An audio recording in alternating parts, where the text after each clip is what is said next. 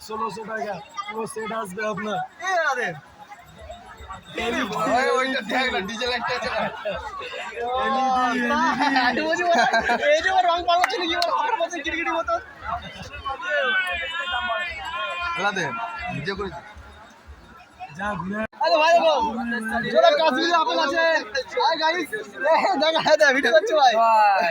এই যে আমাদের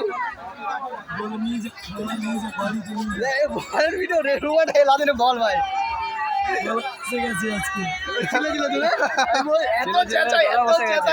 বসে যাবে তো